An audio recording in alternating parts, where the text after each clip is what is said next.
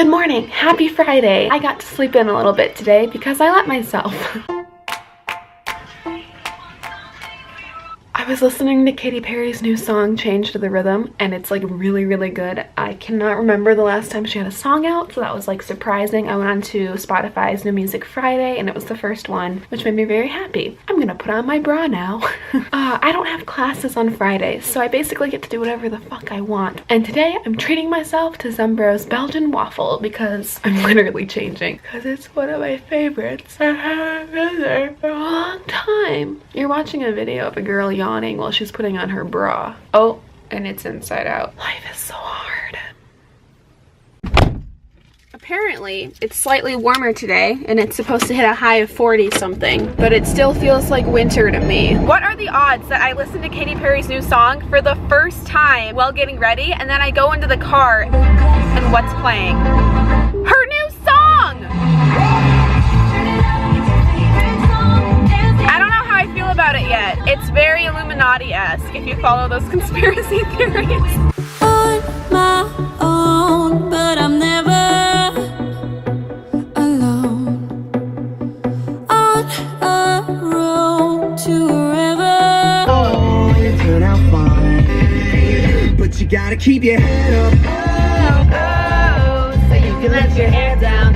Hey, hey, hey, hey. Only rainbows after rain, the sun will Rainbow. come circling around again. It comes around again. Only rainbows after rain, the sun will always come again. It's a circle, circling around again. It comes around.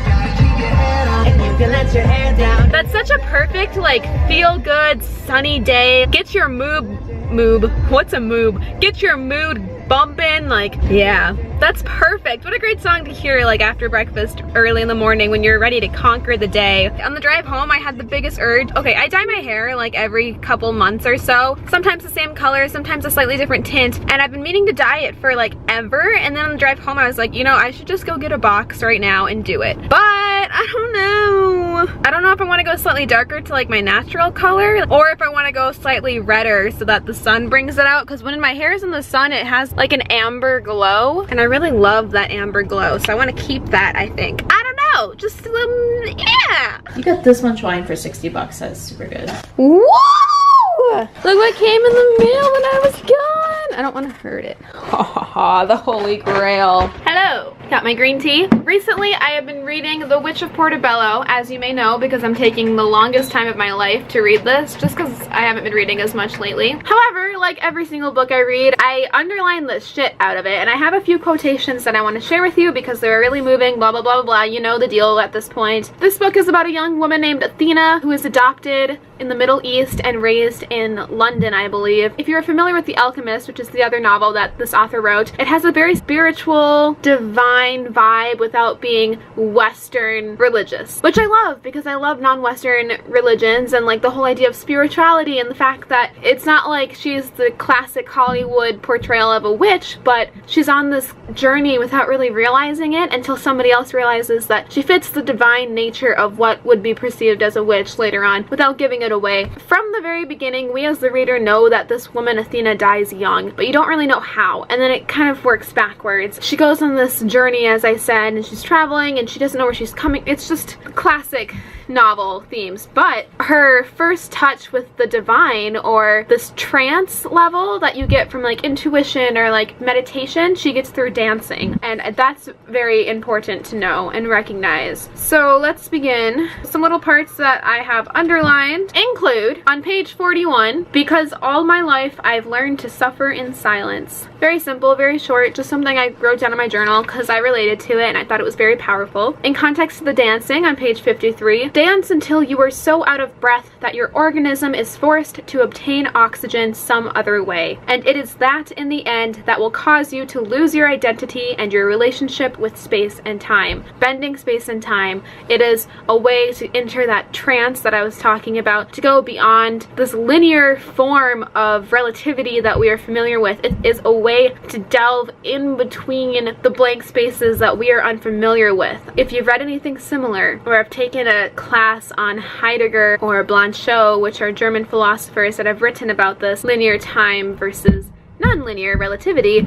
You're familiar with this idea and this concept, but it's very powerful. She's finding a way to delve in between these blank spaces through dance. Maybe you're a dancer or a musician and you get that. That's great. Moving on. Just to emphasize the claim that I just made, page 67. The day is made up of 24 hours and an infinite number of moments. Talk about an Instagram caption, am I right? But that just ties into the whole theme of linear time and whether or not we should be living that way. Going off of music, here's a longer quote that I think really emphasizes this whole claim and idea, and I hope that you're still interested because this is my shit. I love talking about literature like this. Okay, it's kind of long, so bear with me. Once, someone told me that music had been created by God and that rapid movement was necessary for people to get in touch with themselves. For years, I felt that this was true, and now I am being forced to do the most difficult thing in the world: slow down. Why is patience so important? Because it makes us pay attention. But I can dance obeying only my soul, which forces me to concentrate on something greater than myself and brings me into contact with God, if I can use that word. Dance has already helped me to change many things in my life, including my work. Isn't the soul more important? Of course it is, but if your soul could communicate with your brain, we would be able to change even more things. So this is the start of her spiritual journey through mentors who are helping her connect with her spiritual side, helping her understand that there is so much more than just what we see and what's written and like in our own reality. That's the coolest thing. To go off of teachers, there is a wonderful quote kind of in like the first couple pages in page 11. This is something that like really resonates with me because I want to be a teacher. I think I'm pretty good at it. I mean, look at how I can talk about books on my YouTube videos. Maybe someone else in real life would appreciate that. Okay, so here's what Paulo Cohen has to say about teachers. Everyone's looking for the perfect teacher, but although their teachings might be divine, teachers are all too human, and that's something people find hard to accept. Don't confuse the teacher with the lesson, the ritual with the ecstasy, the transmitter of the symbol with the symbol itself. The tradition is linked to our own encounter with the forces of life and not with the people who bring this about. But we are weak. We ask the mother to send us guides, and all she sends are signs to the road we need to follow. Don't confuse the teacher with the lesson, the messenger with the message.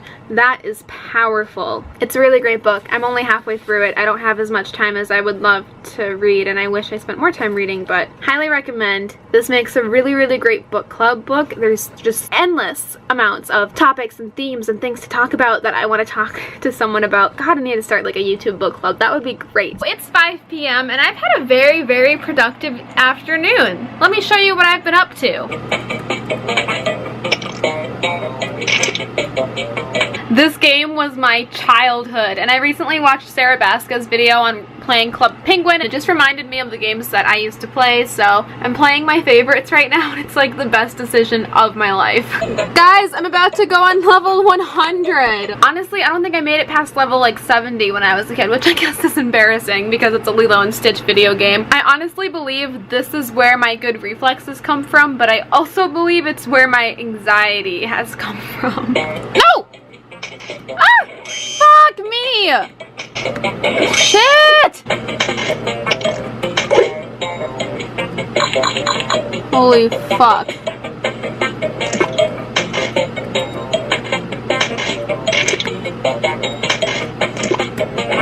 No! Should I submit my score? Come back! I think because I'm playing it on a hosting website and not actually on Disney Channel's website where this game is from, I can't submit my score, unfortunately, but level like 100 and something, it's pretty good. This is so much fun. Everyone should go play games of their childhood. Like, fuck, I'm gonna go play Dolphin Olympics. Oh, I'm gonna go play Dolphin Olympics next. I actually have things to do. I have plans tonight. I took a shot. Ooh, curls. Should I film a video? Maybe. But I'm playing games instead. I just filmed a main channel video! Woo!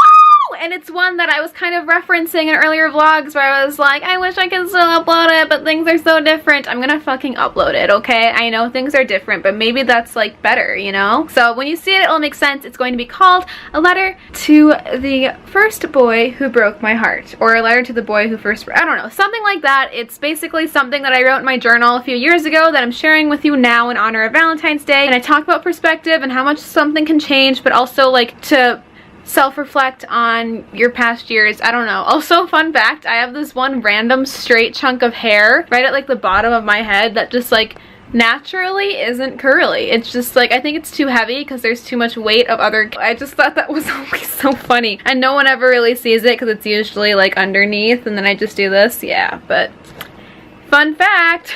Also, this is what I wore in the video, and I was watching back the footage, and I'm kind of upset because the way the camera is like angled downwards towards me, it makes me look kind of like round. Not like I'm saying I'm fat, but it's like the perspective just like makes me look like a little ball of, not the best angle. It's like this, but not sexy. It's like chub. I don't even know. It's, yeah, like that.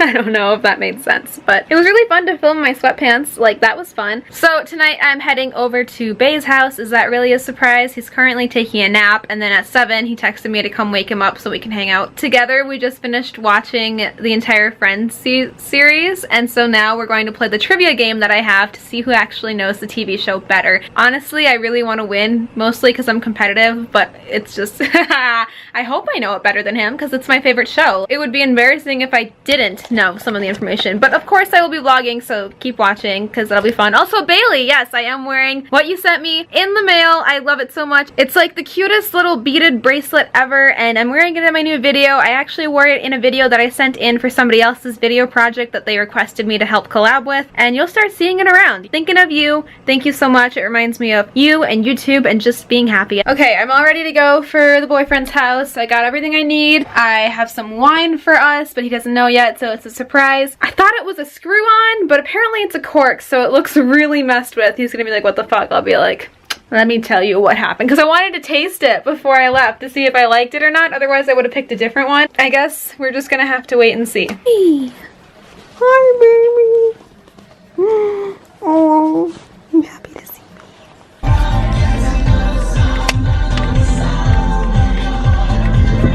We are heading back from sushi. Sushi-R. We sushi-R. Funny, I'm just sober. You're not even drunk. That's why I said I'm just sober. Thanks for dinner, baby. You're welcome. Now we're gonna go play a trivia games of the Friends TV show, and I'm gonna beat his little mother. Watch your mouth. There are kids here. Just kidding. That's a gym bag. Or kid in the gym.